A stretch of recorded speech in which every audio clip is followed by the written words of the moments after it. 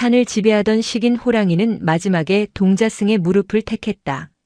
아이의 위로 앞에서 왕이었던 짐승은 처음으로 눈물을 남기고 떠났다.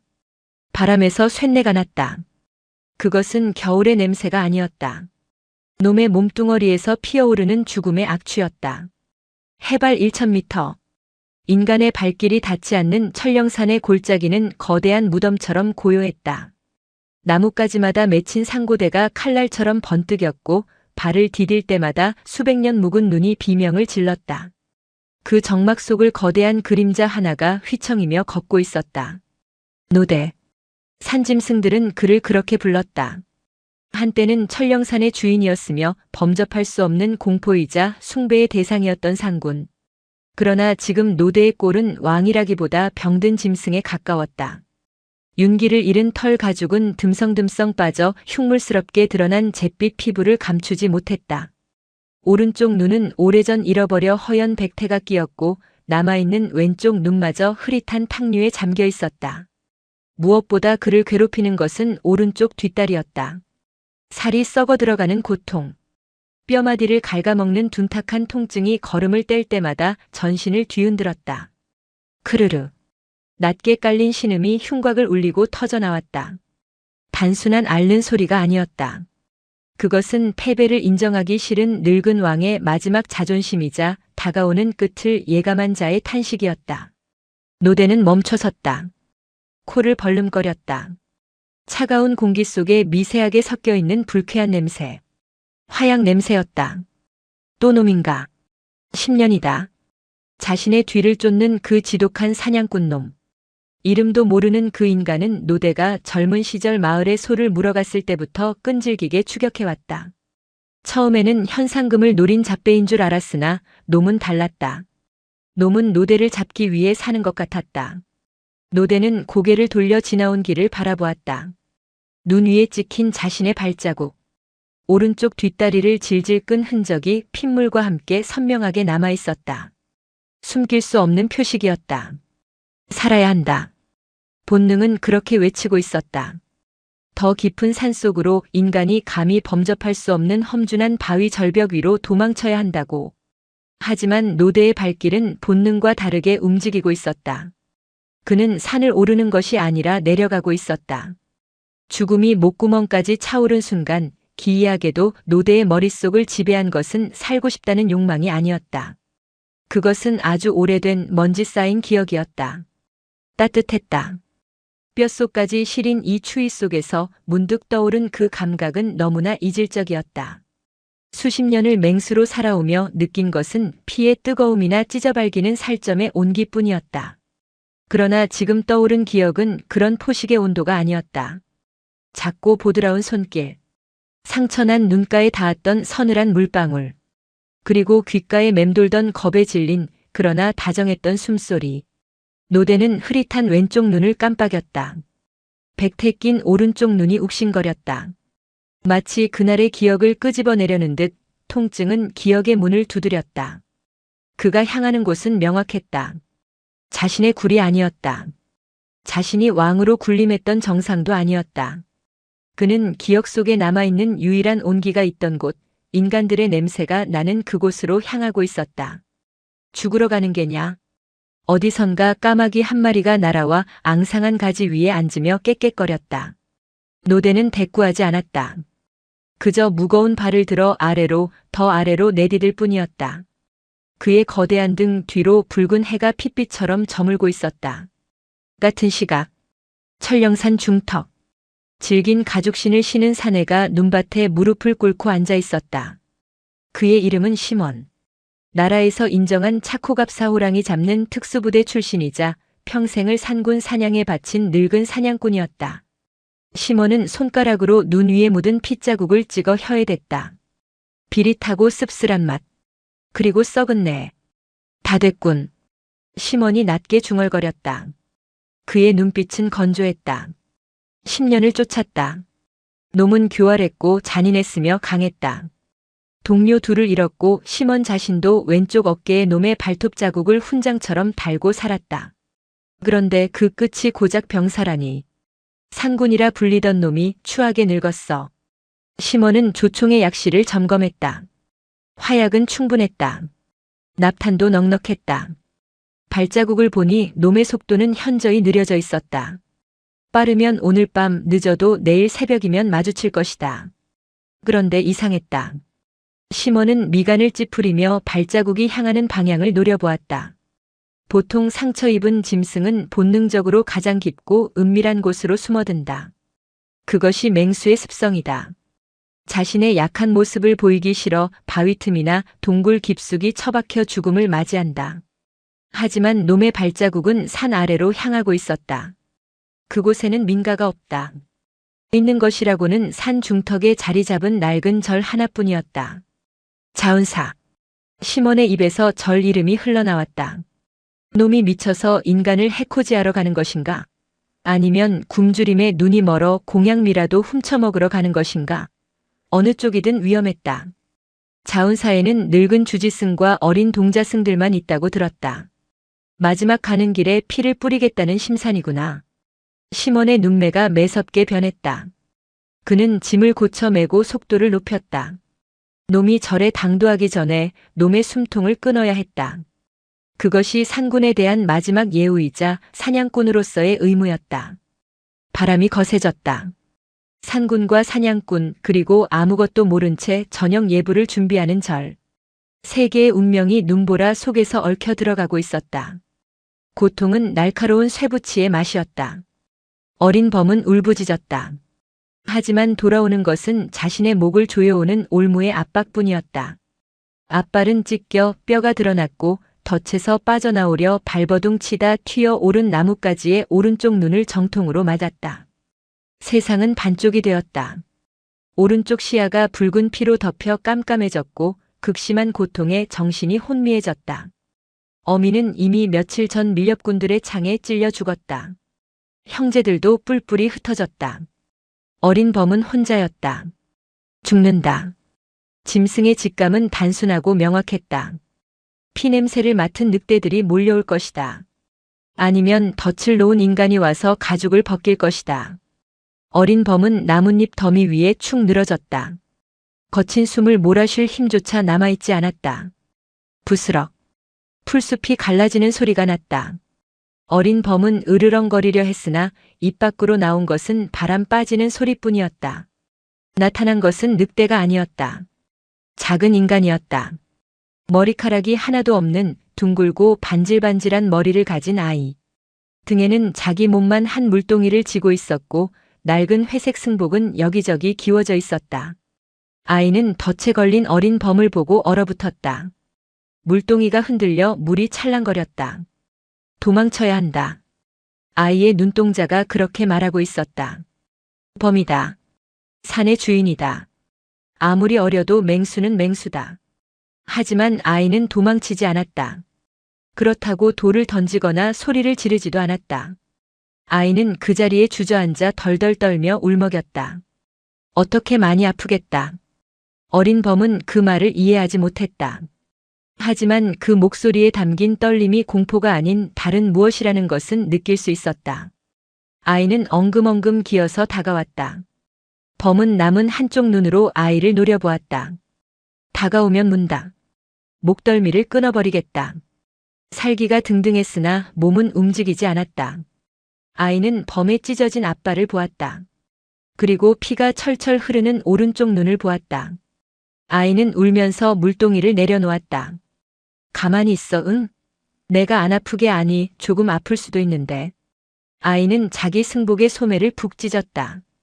그리고 물동이에 담긴 맑은 물에 천을 적셨다. 차가운 물이 상처에 닿자 범은 몸을 비틀었다. 범의 신음소리에 아이는 기겁하며 뒤로 물러났다가 다시 조심스럽게 다가왔다.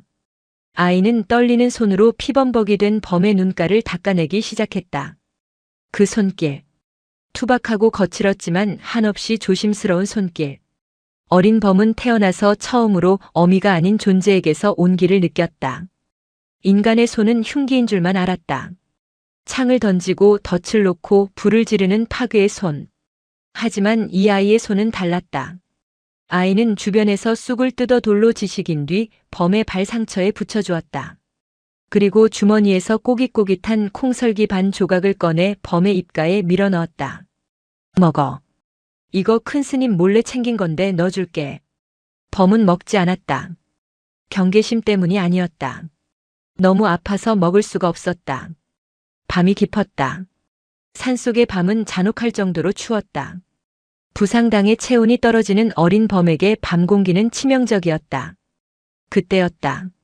아이는 산을 내려가거나 도망치는 대신 범의 등 쪽에 웅크리고 앉았다. 그리고 자신의 작은 몸을 범의 등에 밀착했다. 추워 나도 추워. 아이는 중얼거렸다. 서로의 체온을 나누지 않으면 둘 다 얼어 죽을 밤이었다. 어린 범은 등 뒤에서 느껴지는 아이의 심장 박동 소리를 들었다. 콩닥 콩닥 콩닥. 그 규칙적인 리듬은 마치 자장가 같았다. 범은 생각했다. 이 인간은 왜 나를 죽이지 않는가? 이 인간은 왜 나를 위해 떠는가? 새벽이 밝아올 무렵 인기척에 범이 눈을 떴을 때 아이는 이미 사라지고 없었다. 남은 것은 발목에 감긴 피 묻은 천 조각과 입가에 놓인 말라비틀어진 콩설기 그리고 텅 빈 물동이뿐이었다. 어린 범은 비틀거리며 일어났다. 상처는 여전히 아팠지만 죽을 정도는 아니었다. 그날 이후 범은 살아남았다. 살아서 상군이 되었고 산을 호령했다. 수많은 인간을 보았고 위협이 되는 자들은 가차없이 응징했다. 하지만 단 한 번도 머리를 깎고 회색 옷을 입은 인간만은 건드리지 않았다. 그것이 짐승이 지킨 유일한 불문율이었다. 노대는 눈을 껌벅였다. 과거의 기억이 눈발처럼 흩어졌다. 그때 그 아이의 얼굴은 기억나지 않는다. 눈, 코, 입이 어떻게 생겼는지, 목소리가 어땠는지조차 희미하다. 하지만 기억나는 것이 있다. 손. 눈가에 맺힌 피고름을 닦아주던 그 작고 떨리던 손의 감촉. 그리고 등 뒤에서 전해지던 두려움 섞인 따뜻한 체온. 그곳으로 가야 한다. 노대는 알 수 있었다. 자신이 살았던 그날의 새벽처럼 죽음 또한 그 온기 곁에서 맞이해야 한다는 것을. 그것이 이 지독한 삶의 고리를 끊는 유일한 방법임을. 절에서 들려오는 저녁 종소리가 눈보라를 뚫고 희미하게 들려왔다. 땡땡땡. 그 소리는 마치 노대를 부르는 이정표 같았다. 자운산은 철령산 중턱, 바위 절벽이 병풍처럼 둘러싼 곳에 자리 잡은 작은 암자였다. 화려한 단청도 없었고 웅장한 대웅전도 없었다. 그저 비바람을 피할 정도의 법당 하나와 요사체 두어 채가 전부인 소박한 절이었다. 마당에는 눈을 쓸고 있는 동자승 하나가 있었다. 법명은 연암. 이제 갓 10살이 된 볼이 빨간 아이였다. 아이고 쓸어도 쓸어도 끝이 없네. 연암은 제 키만 한 쌀이 빗자루를 쥐고 툴툴거렸다. 눈은 하늘에 구멍이라도 난 듯 쏟아지고 있었다. 방 안에서는 주지 스님인 무곡 스님의 기침소리가 간헐적으로 들려왔다. 연암아, 눈 그만 쓸고 들어오너라. 감기 들라. 예, 스님. 이것만 다 쓸고요. 길이 막히면 보살님들이 못 올라오시잖아요. 허허, 이 날씨에 누가 온다고. 무곡 스님은 문을 빼꼼히 열고 마당을 내다보았다. 그의 시선이 문득 절 입구 일주문 쪽을 향했다. 스님의 눈썹이 꿈틀했다. 산에서 불어오는 바람의 결이 달랐다. 평소의 산바람이 아니었다. 무겁고 비릿하고 슬픈 기운. 무곡은 평생을 산에서 수행하며 산의 소리를 듣는 법을 익혔다. 지금 산이 보내는 신호는 경고가 아니었다. 그것은 장래 행렬의 기운이었다. 연암아. 예. 빗자루를 놓고 어서 방으로 들어오너라. 문을 걸어 잠가라. 무곡의 목소리가 평소와 다르게 낮고 단호했다. 연암은 영문을 모른 채 빗자루를 내려놓았다. 스님이 저렇게 정색하는 것은 처음 보는 일이었다. 왜요? 호랑이라도 내려온대요? 농담처럼 던진 말이었다. 하지만 무곡은 웃지 않았다. 그는 마루로 나와 합장하며 산 쪽을 향해 고개를 숙였다. 귀한 손님이 오시는구나. 아주 오래되고 고단한 손님이. 그때였다. 일주문 밖 숲속에서 바스락거리는 소리가 났다. 눈 쌓인 나뭇가지가 부러지는 소리. 그리고 짐승의 거친 숨소리가 고요한 경내를 침범했다. 연암은 꿀꺽 침을 삼켰다. 어둠 속에서 푸른 안광 하나가 번뜩였다. 하나뿐인 눈. 거대한 덩치. 눈보라를 헤치고 모습을 드러낸 것은 집채만 한 호랑이였다. 힉. 연암은 비명도 지르지 못한 채 털썩 주저앉았다. 다리에 힘이 풀려 도망칠 수도 없었다. 책에서나 보던 상군이었다. 그림으로 보던 것보다 100배는 더 크고 무시무시했다. 피비린내가 훅 끼쳤다. 썩은 살 냄새가 코를 찔렀다. 호랑이는 느릿느릿 걸어 들어왔다.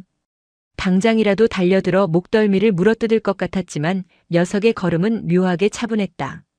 저기가 없었다. 살기도 없었다. 그저 너무나 지쳐서 쉴 곳을 찾는 나그네처럼 보였다. 무곡 스님은 미동도 하지 않고 대청마루에 서 있었다. 그는 호랑이의 상태를 한눈에 알아보았다. 다리는 썩었고 생명력은 꺼져가고 있었다. 저 거대한 육신을 지탱하고 있는 것은 오로지 정신력뿐이었다. 어찌하여 이곳으로 오셨습니까? 무곡은 마음속으로 물었다. 상군은 죽을 때 자신의 영역을 벗어나지 않는 법이다. 하물며 인간의 거처로 제 발로 걸어 들어오다니. 전례가 없는 일이었다. 노대는 마당 한가운데 멈춰섰다. 그리고 고개를 돌려 주저앉아 있는 동자승, 연암을 바라보았다. 남아있는 왼쪽 눈이 아이를 응시했다. 연암은 공포에 질려 입을 딱 벌리고 있었다. 호랑이와 눈이 마주쳤다.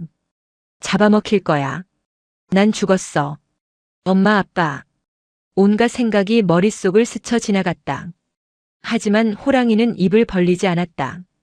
그 대신 쿵. 무거운 머리를 눈바닥에 내려놓았다. 마치 절을 하듯이. 아니, 항복을 하듯이. 그 모습은 공격 태세가 아니었다. 그것은 부탁이었다. 스님 저거. 연암이 떨리는 목소리로 불렀다. 무곡 스님이 천천히 신발을 신고 마당으로 내려섰다. 두려워 마라, 연암아. 하지만 호랑이잖아요. 호랑이가 아니다. 고통받는 중생일 뿐이다. 무곡 스님은 노대에게 다가갔다. 호랑이의 몸에서 뿜어져 나오는 열기가 차가운 공기를 데우고 있었다. 가까이서 보니 상태는 더 심각했다. 오른쪽 눈가는 고름과 눈곱으로 뒤덮여 눈을 뜰 수조차 없는 상태였고 뒷다리의 상처는 뼈가 보일 정도였다. 그때 노대가 다시 한번 짧게 신음했다. 그리고 앞발을 조금 움직여 자신의 얼굴을 가리키는 듯한 신용을 했다. 정확히는 자신의 눈을. 무곡 스님은 멈칫했다. 이 짐승은 지금 치료를 원하는 것인가? 아니, 치료로 살 수 있는 상태가 아니다. 그렇다면 무엇을 원하는가? 그 순간 연암이 엉거주춤 일어났다. 아이는 두려움보다 호기심이, 그리고 호기심보다 연민이 더 많은 나이였다. 호랑이가 가만히 있자 연암의 눈에 들어온 것은 무시무시한 이빨이 아니라 호랑이의 눈가에 엉겨붙은 지저분한 고름딱지였다. 눈이 안 떠지나 봐요. 연암이 중얼거렸다. 그 말에 노대의 귀가 움찔했다. 연암은 홀린 듯이 아주 천천히 호랑이 쪽으로 발을 떼었다. 무곡 스님이 말리려다 멈추었다. 스님은 보았다. 호랑이의 눈빛이 아이를 향할 때 흉폭함이 아닌 기이한 그리움을 담고 있다는 것을. 아프겠다. 연암은 자기도 모르게 주머니에서 손수건을 꺼냈다. 그리고 마당 한 구석에 놓인 물항아리에서 물을 적셨다. 아이는 두려움에 다리를 달달 떨면서도 호랑이의 머리맡으로 다가갔다. 노대는 숨을 멈추었다. 익숙한 냄새. 비록 수십 년의 세월이 흘러 냄새는 조금 달라졌을지 몰라도 그 본질은 같았다. 두려워하면서도 다가오는 저 걸음걸이. 망설임 끝에 내밀어지는 저 손. 연암의 작고 따뜻한 손이 차가운 물수건을 쥐고 호랑이의 거친 얼굴에 닿았다. 가만히 있어 닦아줄게. 그 순간 노대에 닫혀있던 마음의 빗장이 풀렸다. 과거의 숲속 그 새벽으로 시간이 되감겼다. 그날의 아이가 오늘 다시 내 앞에 있다. 그러나 평화는 길지 않았다. 일주문 밖 어둠 속에서 찰칵하고 쇠가 맞물리는 소리가 들려왔다. 조총의 격발 장치가 당겨지는 소리였다. 비키시오. 스님. 천둥 같은 고함 소리와 함께 심원이 눈밭을 박차고 뛰쳐나왔다. 그의 손에 들린 조총의 검은 총구가 정확히 노대의 머리를 겨누고 있었다. 비키라 하지 않느냐? 심원의 고함이 적막한 산사를 찢어놓을 듯 울렸다. 총구는 흔들림이 없었다. 10년이다. 꿈에서도 그리던 순간이었다. 놈의 미간에 납탄을 박아넣는 상상을 수천 번도 더했다. 그런데 하필이면 왜 저린가? 왜 저 어린 중이 놈의 앞을 막고 있는가? 안 돼요. 연암은 본능적으로 팔을 벌려 호랑이의 앞을 가로막았다. 그 작은 등은 호랑이의 거대한 머리통조차 다 가리지 못할 만큼 왜소했다. 하지만 아이는 물러서지 않았다. 비켜라, 꼬마야. 그놈은 짐승이다. 내가 생각하는 고양이 따위가 아니란 말이다. 언제 돌변해서 내 목을 물어뜯을지 모른다. 심원의 눈에 핏발이 섰다. 그의 입에서 하얀 입김이 거칠게 뿜어져 나왔다. 손가락이 방아쇠에 걸려 있었다. 아주 조금만 힘을 주면 된다. 그러면 이 지독한 추격전도 끝이 난다. 그러나 쏠 수 없었다. 아이가 있었다. 그리고 무엇보다 기이한 것은 그 뒤에 있는 호랑이의 태도였다. 상군이라 불리던 놈이다. 총을 든 사냥꾼을 보면 가장 먼저 달려들어 찢어발기거나 번개처럼 몸을 숨기는 것이 놈의 습성이었다. 하지만 노대는 움직이지 않았다. 심지어 으르렁거리지도 않았다. 놈은 그저 감기지 않는 눈으로 자신을 가로막은 아이의 작은 등을 멍하니 응시하고 있을 뿐이었다. 스님, 어서 아이를 피하게 하시오. 제가 쏘겠습니다. 심원이 무곡 스님을 향해 소리쳤다. 그러나 무곡 스님은 여전히 대청마루에 서서 뒷짐을 진 채 이 기막힌 대치 상황을 내려다보고만 있었다. 그의 표정은 태산처럼 고요했다. 처사님. 무곡 스님의 목소리는 낮았으나 눈보라를 뚫고 심원의 귓가에 명확히 꽂혔다. 총을 거두시게. 뭐라고요? 지금 제정신입니까? 저건 상군입니다. 사람을 해친 놈이라고요. 보지 못했는가? 짐승이 아이에게 머리를 조아리는 것을. 그건 놈이 약해져서. 아닐세. 놈은 살러 온 것이 아니라 죽으러 온 걸세. 무곡 스님은 천천히 마당으로 내려왔다. 그는 심원과 연암 그리고 호랑이 사이의 팽팽한 긴장 속으로 걸어 들어갔다. 살기를 거두게. 지금 자네의 총구에서 뿜어져 나오는 살기가 이 도량의 청정한 기운을 더럽히고 있네. 심원은 어이가 없었다. 눈앞에 식인 맹수를 두고 청정한 기운 운운하다니. 하지만 스님의 기세는 총을 든 자신보다 더 압도적이었다. 심원의 손이 미세하게 떨렸다. 그때 연암이 울먹이며 소리쳤다. 아저씨 쏘지 마세요. 이 호랑이 아파요. 많이 아프단 말이에요. 짐승은 원래 아프면 더 사나워지는 법이다. 비켜. 안 사나워요. 아까 제가 눈을 닦아주는데도 가만히 있었단 말이에요. 눈 좀 보세요. 피고름이 잔뜩 껴서 앞도 못 본다고요. 심원의 시선이 호랑이의 얼굴로 향했다. 연암의 말대로였다. 놈의 오른쪽 눈은 엉망진창이었다. 그리고 왼쪽 눈. 그 흉악하고 교활했던 눈빛은 어디 가고 탁하게 풀린 동공만이 허공을 맴돌고 있었다. 심원은 입술을 깨물었다. 저건 맹수의 눈이 아니었다. 삶의 끈을 놓아버린 늙은이의 눈이었다. 젠장. 심원은 욕설을 내뱉으며 총구를 아주 조금 내렸다. 하지만 여전히 경계를 풀지는 않았다. 스님 그리고 꼬마. 내 말을 명심해라. 저놈이 조금이라도 허튼 수작을 부리면 내 총알이 놈의 머리통을 날려버릴 거다. 알겠나? 심원은 천천히 뒷걸음질 쳐 법당 기둥 쪽으로 물러났다. 그곳이라면 놈이 달려들더라도 대응할 수 있었다. 연암은 그제야 안도의 한숨을 내쉬며 뒤를 돌아보았다. 노대는 여전히 그 자리에 엎드려 있었다. 마치 돌이 된 것처럼. 밤이 깊어지자 눈보라는 더욱 거세졌다. 하지만 절 안의 공기는 기묘하게 가라앉아 있었다. 노대는 요사체 앞 툇마루 및 바람을 겨우 피할 수 있는 공간에 웅크리고 있었다. 방 안으로 들릴 수는 없었기에 무곡 스님이 낡은 거적을 내어주었다. 호랑이에게 거적이라니. 심원은 기가 찼지만 놈이 얌전히 그 위에 눕는 것을 보고는 혀를 찼다. 연암은 방에 들어가지 않았다. 아이는 툇마루에 걸터앉아 호랑이의 머리맡을 지키고 있었다. 손에는 따뜻한 물을 적신 수건이 들려 있었다. 많이 따가웠지? 이제 좀 괜찮아? 연암은 굳어버린 피딱지를 불려 조심스럽게 떼어냈다. 노대의 몸이 움찔거렸다. 고통 때문이 아니었다. 그 손길이 불러일으키는 기억 때문이었다. 노대는 눈을 감았다. 어둠 속에서 환영이 보였다. 30년 전 그 아이. 물동이를 쥐고 있던 그 아이가 지금 자신의 눈을 닦아주는 이 아이와 겹쳐 보였다. 그때 그 아이인가? 아니다. 냄새가 다르다. 하지만 같다. 마음이 같다. 노대는 거친 숨을 몰아쉬었다. 폐가 찢어지는 것 같았다. 썩어가는 뒷다리의 독이 온몸으로 퍼지고 있었다. 이제 정말 얼마 남지 않았다. 툭. 노대의 무거운 머리가 힘없이 바닥으로 떨어지려 했다. 목을 가눌 힘조차 없어진 것이다. 그때 연암이 엉덩이를 바싹 당겨 앉았다. 그리고 자신의 작은 무릎을 내어주었다. 여기 기대. 바닥은 차갑잖아. 연암은 호랑이의 머리를 들어 자신의 무릎 위에 올렸다. 천령산의 제왕, 수많은 짐승을 호령하던 산군의 머리가 고작 10살배기 아이의 무릎 위에 얹혔다. 무거웠다. 연암의 다리가 저려왔다. 하지만 아이는 움직이지 않았다. 우리 엄마가 그랬어. 아픈 애들은 바닥보다 사람한테 기대는 게 덜 아프대. 사람 몸이 따뜻해서 그렇대. 연암은 호랑이의 귀 뒤쪽 털이 빠져버린 거친 피부를 고사리 같은 손으로 쓰다듬었다. 시몬은 멀찍이 떨어진 기둥 옆에 기대어 그 모습을 지켜보고 있었다.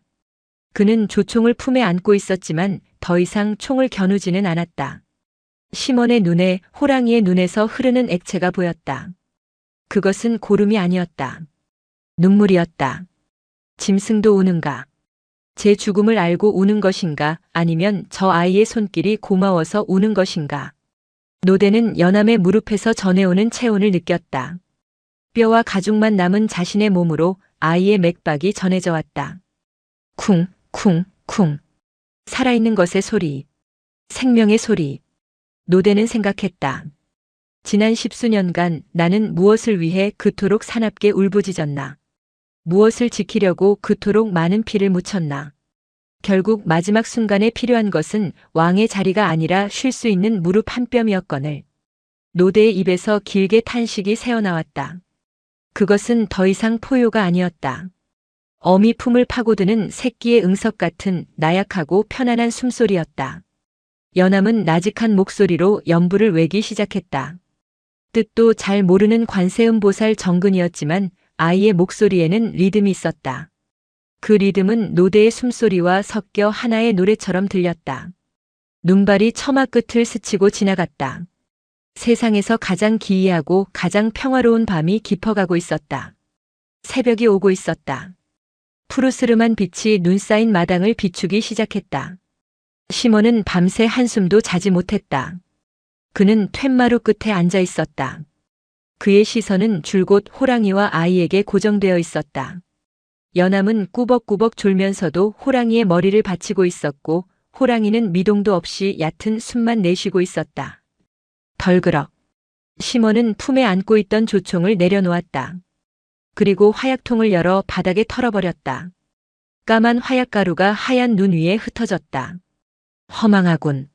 시몬이 쓴웃음을 지으며 중얼거렸다. 그때 뒤에서 인기척이 느껴졌다. 무곡 스님이었다. 스님은 따뜻한 차가 담긴 찻잔을 시몬에게 건넸다. 밤새 고생하셨소. 고생은 무슨. 저놈 지키느라 눈만 뻐근합니다. 시몬은 퉁명스럽게 대답하며 차를 받아 마셨다. 뜨거운 기운이 얼어붙은 내장을 녹여주었다. 안 쏘시는 게요? 무곡 스님이 물었다. 죽어가는 놈 쏴서 뭐합니까? 가죽도 다 썩어서 내다 팔지도 못할 텐데. 정말 가죽 때문이었소? 스님의 예리한 질문에 시몬은 말문이 막혔다. 가죽 때문이 아니었다. 복수심 때문이었다. 동료를 잃은 분노 그리고 사냥꾼으로서의 오기. 내가 너를 반드시 잡고야 말겠다는 집착. 그것이 시몬의 삶을 지탱해온 동력이었다. 그런데 지금 그 동력이 눈 녹듯이 사라지고 있었다. 저 늙고 병든 호랑이에게서 자신의 모습이 보였기 때문이다. 시몬 자신도 늙었다. 가족도 없이 산을 떠돌며 오로지 살생을 업으로 삼아 살아온 인생. 저 호랑이가 죽으면 자신은 무엇을 쫓으며 살아야 하는가? 스님, 말씀하시게. 저놈 알고 온 겁니까? 무엇을 말이오? 여기가 자기가 죽을 자리라는 걸 말이오. 짐승 주제에 그런 걸 알 리가 없지 않습니까? 무곡 스님은 미소 지으며 호랑이를 바라보았다. 짐승이라 하여 모를 리 있겠소. 어쩌면 사람보다 더 잘 알지도 모르지. 자신이 어디서 와서 어디로 가야 하는지를. 스님은 시선을 시몬에게 돌렸다. 처사님은 산군을 쫓아 여기까지 오셨지만 어쩌면 산군이 처사님을 이곳으로 불렀는지도 모릅니다. 그게 무슨 뚱딴지 같은 소립니까? 놈이 혼자 가기 외로워 평생 자신을 봐주던 벗을 부른 게 아니겠소. 마지막 가는 길 배웅이나 해달라고. 시몬은 헛웃음을 터뜨렸다. 벗이라니요. 우린 적입니다. 서로 죽이지 못해 안달난 적이란 말입니다. 적과 벗은 종이 한 장 차이라 하더이다. 평생을 쫓았다면 자식보다 더 깊은 인연이 아니겠소. 시몬은 대꾸하지 못했다. 그는 빈 찻잔을 만지작거렸다. 시선이 다시 노대에게 머물렀다. 호랑이의 숨소리가 아까보다 훨씬 잦아들었다. 가슴의 움직임이 미약했다. 갈 때가 되었구나. 무곡 스님이 나직이 말했다. 연암도 잠에서 깼는지 부스스 눈을 비비며 호랑이를 내려다보았다. 스님, 호랑이 몸이 좀 차가워요. 연암의 목소리에 물기가 어렸다. 시몬은 자리에서 일어났다. 그는 조총을 챙기지 않았다. 맨몸으로 뚜벅뚜벅 걸어 호랑이에게 다가갔다. 연암이 경계하는 눈빛을 보냈지만 시몬은 아이에게 손짓해 안심시켰다. 시몬은 호랑이의 앞에 쭈그리고 앉았다. 그리고 거칠고 투박한 손을 뻗어 호랑이의 남은 왼쪽 눈을 가만히 덮어주었다. 고생했다. 시몬의 입에서 나온 말은 저주가 아니었다. 그것은 작별 인사였다. 너도 나도 참 지랄맞게 고생했다. 호랑이의 눈꺼풀이 시몬의 손바닥 안에서 파르르 떨렸다. 마치 그 말을 알아들었다는 듯이. 노대는 마지막 힘을 짜내어 눈을 떴다 감았다. 사냥꾼의 투박한 손에서 전해지는 거친 온기. 아이의 무릎에서 전해지는 부드러운 온기. 두 개의 온기가 노대의 마지막 가는 길을 데우고 있었다. 바람이 잦아들었다. 산사의 아침이 밝아오고 있었다. 모든 것이 멈춘 듯 고요한 순간 노대의 코끝에서 나오던 하얀 입김이 뚝 하고 끊겼다. 거대한 흉곽이 마지막으로 크게 부풀어 올랐다가 천천히 가라앉았다. 그리고 다시는 떠오르지 않았다. 정막. 세상의 모든 소리가 지워진 듯한 고요가 산사를 덮쳤다. 처마 끝에 매달린 풍경조차 울리지 않는 시간이었다. 연암은 호랑이의 머리를 안고 있던 팔을 풀지 않았다. 아이는 호랑이의 코앞에 자신의 뺨을 갖다 댔다. 따뜻한 바람이 더 이상 불어오지 않았다. 스님. 연암의 목소리가 가늘게 떨렸다. 숨을 안 쉬어요. 자는 거죠? 너무 피곤해서 깊게 잠든 거죠? 아이는 알면서도 물었다. 인정하고 싶지 않은 마음이 질문이 되어 나왔다. 방금 전까지 자신의 무릎을 누르던 묵직한 생명의 무게가 순식간에 차가운 사물의 무게로 변해버린 것이 믿기지 않아서였다. 무곡 스님은 대답 대신 합장한 채 고개를 깊이 숙였다. 그것이 대답이었다. 나무아미타불. 낮은 연불 소리가 허공에 흩어졌다. 그제야 연암의 눈에서 참았던 눈물이 툭 하고 떨어져 호랑이의 콧잔등을 적셨다. 으앙. 아이는 호랑이의 목을 끌어안고 울음을 터뜨렸다. 무서운 맹수라서가 아니었다. 불쌍해서였다. 다 썩어 문드러진 다리로 여기까지 기어와 고작 내 무릎에 머리를 기대고 떠난 그 고단한 삶이 사무치게 가여워서였다. 시몬은 그 모습을 멍하니 지켜보고 있었다. 그는 자신의 손바닥을 내려다보았다. 방금 전까지 호랑이의 눈을 덮어주었던 손. 그 손바닥에 미세하게 남아있던 온기가 빠르게 식어가고 있었다. 시몬의 가슴속 어딘가에서 무언가가 툭 하고 끊어지는 소리가 났다. 그것은 팽팽하게 당겨져 있던 활시위였다. 지난 10년간 그를 지탱해온 증오, 집착, 오기. 그 모든 것이 호랑이의 죽음과 함께 허무하게 끊어졌다. 죽었군. 시몬이 건조한 목소리로 내뱉었다. 하지만 그의 눈은 건조하지 않았다. 흔들리고 있었다. 허무하구먼. 천령산의 왕이라더니 가는 길은 도둑고양이보다 쓸쓸하네 그려. 시몬은 일부러 퉁명스러운 말을 던지며 감정을 억누르려 했다. 하지만 시선은 호랑이의 앙상한 갈비뼈에서 떼지 못했다. 무곡 스님이 다가와 호랑이의 몸 위에 덮인 낡은 거적을 끌어올려 얼굴까지 덮어주려 했다. 시몬이 다급하게 스님의 손목을 잡았다. 잠깐. 얼굴은 덮지 마시오. 답답해할 거요. 시몬의 말에 무곡 스님은 희미하게 미소 지으며 고개를 끄덕였다. 그리합시다. 아직 혼이 다 빠져나가지 않았을 테니. 시몬은 주저앉아 호랑이의 앞발을 만져보았다. 굳은 살이 박이고 흉터투성이인 발바닥. 이발로 산을 누비고 눈밭을 헤치고 도망치고 싸웠을 것이다. 고생했다. 시몬은 다시 한번 속삭였다. 그것은 호랑이에게 하는 말이자 호랑이를 쫓아 청춘을 다 바친 자기 자신에게 하는 위로였다. 상군이 죽었다. 산의 주인은 떠났고 남은 것은 늙은 사냥꾼과 늙은 중, 그리고 어린아이뿐이었다. 천령산의 겨울바람이 빈자리를 채우듯 윙윙거리며 마당을 맴돌았다. 날이 완전히 밝았다. 하지만 해는 구름 뒤에 숨어 모습을 드러내지 않았다. 잿빛 하늘이 산사를 무겁게 짓누르고 있었다. 문제는 시신이었다. 집채만 한 호랑이의 사체를 어찌할 것인가. 보통 맹수가 죽으면 관아에 신고하거나 가죽을 벗겨 장터에 내다 파는 것이 관례였다. 상군의 가죽이라면 천냥을 줘도 못 구할 귀물구물이었다. 하지만 그 누구도 가죽 이야기를 꺼내지 않았다. 묻어줍시다. 시몬이 먼저 입을 열었다. 무곡 스님은 말없이 고개를 끄덕였다. 연암은 눈이 퉁퉁 부은 채로 훌쩍거리며 빗자루를 들고 나왔다. 어디다 묻을까요?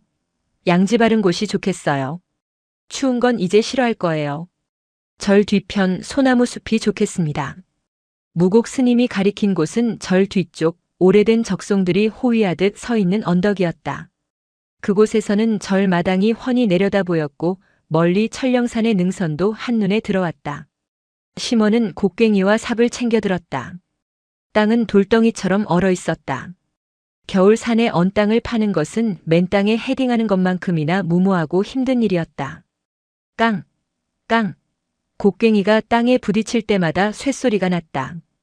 불꽃이 튀었다. 시몬은 겉옷을 벗어던졌다. 영하의 날씨였지만 그의 등에서는 김이 모락모락 피어올랐다. 처사님 쉬었다 하시지요. 제가 하겠습니다.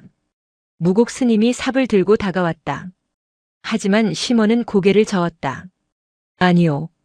이건 내가 해야 하오. 어째서입니까? 나는 이놈을 죽이려고 평생 쇠를 갈았던 놈이요. 총을 닫고 칼을 갈고 창을 만들었지. 사람 죽이는 도구는 아니었으나 생명 끊는 도구만 만지고 살았소. 시몬은 곡괭이를 높이 치켜들었다가 힘차게 내려찍었다. 우지끈 얼어붙은 흙덩이가 갈라졌다. 그러니 마지막 잠자리 정도는 내 손으로 파줘야 하지 않겠소. 놈을 죽이는 대신 놈이 쉴 곳을 만드는 것. 그게 내가 할 수 있는 마지막 참회요. 시몬의 얼굴은 땀과 흙으로 범벅이 되었다. 그는 헉헉거리면서도 멈추지 않았다. 곡괭이질을 할 때마다 10년 전 잃은 동료의 얼굴이, 5년 전 놓쳤던 호랑이의 뒷모습이, 그리고 어젯밤 자신의 손바닥 안에서 떨리던 호랑이의 눈꺼풀이 스쳐 지나갔다. 증오를 파내고 미련을 파내고 슬픔을 파냈다. 구덩이는 점점 깊어졌다. 연암도 가만히 있지 않았다. 고사리 같은 손으로 작은 호미를 들고 나와 시몬이 파헤친 흙을 옆으로 퍼날랐다. 무곡 스님은 옆에서 묵묵히 돌을 골라내었다. 세 사람은 말이 없었다. 오직 흙과 쇠가 부딪히는 소리, 거친 숨소리만이 숲을 채웠다. 그 노동은 일종의 제사였다. 왕을 보내는 가장 정직하고 땀냄새 나는 의식이었다. 한나절이 꼬박 걸렸다. 호랑이의 거대한 몸을 뉘일 만큼 깊고 넓은 구덩이가 완성되었다. 시몬은 구덩이 바닥에 주저앉아 거친 숨을 몰아쉬었다. 손바닥이 터져 피가 배어나왔지만 그는 아픈 줄도 몰랐다. 다 됐소. 시몬이 구덩이 밖으로 기어 올라왔다. 그의 눈빛은 어제와 달랐다. 도끼가 빠져나간 자리에 깊은 공허와 함께 묘한 평온이 채워져 있었다. 장례는 조촐했다. 수에 대신 무곡 스님이 아끼던 깨끗한 승복천으로 호랑이의 몸을 감쌌다. 심원과 무곡 스님은 힘을 합쳐 호랑이의 사체를 들어 올렸다. 무거웠다. 단순한 살과 뼈의 무게가 아니었다. 한 시대를 풍미한 전설의 무게였다. 하나, 둘, 셋. 구령에 맞춰 호랑이의 몸이 구덩이 안으로 천천히 내려졌다. 연암은 구덩이 가장자리에 서서 내려다보았다. 하얀 천에 쌓인 산군의 모습은 마치 거대한 누에고치 같았다. 이제 안 아프지? 연암이 속삭였다. 아이는 품에서 무언가를 꺼냈다. 어젯밤 호랑이의 눈을 닦아주었던 그 손수건, 그리고 꼬깃꼬깃 아껴두었던 곶감 하나였다. 이거 가져가. 가는 길에 배고프면 먹어. 연암은 곶감과 손수건을 구덩이 안에 조심스럽게 던져 넣었다. 그것이 아이가 할 수 있는 최고의 배웅이었다. 무곡 스님은 향을 피우지 않았다. 대신 주변에 널린 솔가지를 꺾어 호랑이의 몸 위에 덮어주었다. 산에서 태어나 산으로 돌아가는 존재에게 인위적인 향냄새보다는 소량기가 더 어울릴 것이라는 배려였다. 흙을 덮읍시다. 심원이 삽을 들었다. 차가운 흙이 호랑이의 몸을 덮기 시작했다. 툭 투둑. 흙 떨어지는 소리가 심원의 심장을 때렸다. 발끝에서부터 머리까지 서서히 흙으로 돌아가는 산군. 무곡 스님은 독경을 시작했다. 화려한 천도제가 아니었다. 그저 낮은 목소리로 읊조리는 반야심경이었다. 색부리공 공부리색. 형상 있는 것은 모두 공하며 공한 것이 곧 형상이다. 생명도 죽음도 왕도 미물도 결국은 하나로 돌아간다. 심원은 삽질을 멈추고 잠시 하늘을 올려다보았다. 구름 사이로 희미한 햇살 한 줄기가 비치더니 이내 굵은 눈발이 다시 흩날리기 시작했다. 하늘도 장례를 돕는 듯 했다. 새로 내리는 눈이 갓 만들어진 무덤 위를 하얗게 덮어주었다. 봉부는 만들지 않았다. 평평하게 흙을 다지고 그 위에 자연석 하나를 올려두었을 뿐이다. 나중에 누군가 이곳을 지나가더라도 그저 바위가 있는 언덕이라 생각하도록. 죽어서까지 인간들의 호기심에 시달리지 않도록 한 배려였다. 모든 절차가 끝났다. 심원은 삽을 땅에 꽂고 바위 위에 걸터 앉았다. 연암은 바위 앞에 쪼그리고 앉아 손가락으로 눈 위에 그림을 그렸다. 호랑이 얼굴이었다. 웃고 있는 호랑이. 스님. 심원이 입을 열었다. 목소리가 잠겨 있었다. 이제 어찌하실 겁니까? 무엇을 말이오? 저놈이 왜 하필 여기로 왔는지 정말 짐작하는 게 없으시오? 심원은 여전히 그 의문을 지울 수 없었다. 자기가 죽을 자리를 찾아온 짐승. 그리고 하필이면 어린 동자승에게 의지했던 마지막 순간. 우연이라기엔 너무나 기가 막힌 인연이었다. 무곡 스님은 먼 산을 바라보았다. 그의 눈동자에 수십 년의 세월이 흐르는 듯 했다. 처사님. 무곡 스님이 천천히 입을 열었다. 바람 소리에 묻힐 듯 낮은 목소리였다. 30년 전 일입니다. 30년 전. 그의 겨울은 유난히 추웠지요. 저는 갓 출가한 사미승예비 승려였습니다. 세속의 나이로 12살이었지요. 심원의 귀가 쫑긋 섰다. 연암도 그림 그리던 손을 멈추고 스님을 쳐다보았다. 어느 날 새벽 물을 기르러 산을 내려갔다가 덫에 걸린 어린 범을 보았습니다. 심원의 눈이 커졌다. 어린 범.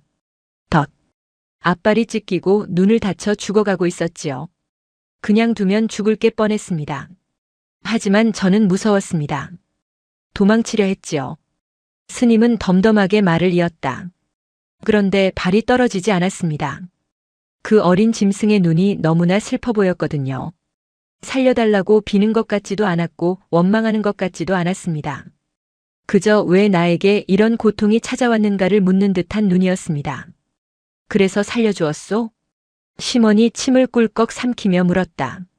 제가 할 수 있는 건 없었습니다. 그저 물로 상처를 씻어주고 쑥을 찧어 붙여준 게 전부였지요. 그리고 밤새 그 곁을 지켰습니다. 얼어 죽지 말라고 제 체온이라도 나누어주고 싶었거든요. 무곡 스님은 묻어둔 호랑이 무덤 쪽으로 시선을 돌렸다. 다음 날 아침 범은 사라졌습니다. 저는 그게 끝인 줄 알았습니다. 짐승이 은혜를 기억할 리 만무하다 생각했지요. 기억했군요. 심원이 탄식하듯 내뱉었다. 네. 기억하고 있었던 겁니다. 그 짐승은 무곡 스님이 씁쓸하게 웃었다. 그 뒤로 저는 이 절을 떠나 여러 곳을 만행 떠돌아다니며 수행함했습니다. 그리고 몇 년 전 다시 이곳 자운사 주지로 오게 되었지요. 우연이라 생각했는데 오늘 보니 우연이 아니었나 봅니다. 심원은 전율을 느꼈다. 호랑이는 알고 있었다. 자신을 처음 살려준 그 손길의 주인이 있는 곳을. 비록 그 아이무공는 늙어 노승이 되었지만 그 냄새와 기운이 서린 이 땅을 기억하고 찾아온 것이다. 그리고 그곳에서 또 다른 아이 연암을 만났다. 과거의 은인과 똑같은 눈빛, 똑같은 손길을 가진 아이를. 놈은 기다렸던 거요. 심원이 떨리는 목소리로 말했다. 자신의 마지막을 받아줄 유일한 존재를 말이요. 스님, 놈은 스님을 보러 온 겁니다. 아닙니다. 무곡 스님이 고개를 저었다. 놈은 저를 보러 온 게 아닙니다. 자신의 시작을 보러 온 겁니다. 고통뿐이었던 묘생에서 유일하게 따뜻했던 그 시작점 말입니다. 스님은 연암의 머리를 쓰다듬었다. 그리고 이 아이를 통해 확인하고 간 거지요. 인간이 모두 사냥꾼은 아니라는 것을. 세상이 차갑기만 한 곳은 아니라는 것을. 심원은 뒤통수를 맞은 듯한 충격을 받았다. 자신은 평생 호랑이를 죽여야 할 괴물로만 보았다. 하지만 호랑이에게 인간은 자신을 죽이려는 자심원과 자신을 살려준 자무곡 연암 두 종류였다. 호랑이는 마지막 순간 증오가 아닌 사랑을 택했다. 심원은 무덤 앞에 무릎을 꿇었다. 그리고 품에서 조총을 꺼냈다. 평생을 함께한 제 몸과도 같은 총이었다. 철컥. 심원은 망설임 없이 총의 격발 장치를 분해해버렸다. 부품들이 눈 위에 후두둑 떨어졌다. 아저씨, 뭐 하세요? 연암이 놀라 물었다. 그만두련다. 심원이 덤덤하게 말했다. 상군도 갔는데 내가 총을 들어 무엇하겠느냐? 내 사냥은 오늘로 끝났다. 심원은 분해된 총신을 호랑이 무덤 옆 땅속 깊이 박아 넣었다. 마치 비석처럼. 살생의 도구가 무덤의 표식이 되었다. 이제 나는 사냥꾼이 아니다. 심원은 자리에서 일어났다. 몸은 깃털처럼 가벼웠다. 10년을 짓누르던 어깨의 짐이 사라졌다. 그는 빈손이었다. 하지만 그 어느 때보다 충만했다. 나무관세음보살. 무곡 스님이 합장하며 그 모습을 지켜보았다. 눈발이 굵어졌다. 무덤도 총도 그리고 세 사람의 발자국도 하얀 눈 속에 묻혀가고 있었다. 모든 것이 깨끗하게 지워지고 다시 시작되는 풍경이었다. 겨울이 깊어졌다. 철령산의 눈은 녹을 기미가 없었고 자운사의 고립도 길어졌다. 하지만 절 안의 풍경은 전과 달라져 있었다. 아이고 처사님, 장작을 그렇게 패면 어떡해요? 결대로 패야죠, 결대로. 연암의 잔소리가 마당에 쩌렁쩌렁 울렸다. 심원은 땀을 뻘뻘 흘리며 도끼를 내려놓았다. 평생 산을 타며 곰도 잡고 호랑이도 쫓던 그였지만 고작 장작 패는 일에 쩔쩔매고 있었다. 이 녀석아, 말이 쉽지. 이 나무가 옹이가 져서 그렇다니까. 핑계는요. 스님 말씀대로 힘을 빼야죠. 어깨에 힘이 잔뜩 들어가니까 도끼날이 튀잖아요. 심원은 헛웃음을 지었다. 총을 쏠 때는 숨소리 하나, 근육의 떨림 하나까지 통제하던 그였다. 그런데 살생의 도구가 아닌 생활의 도구를 쥐자 영맥을 못 추고 있었다. 심원은 자운사에 눌러앉았다.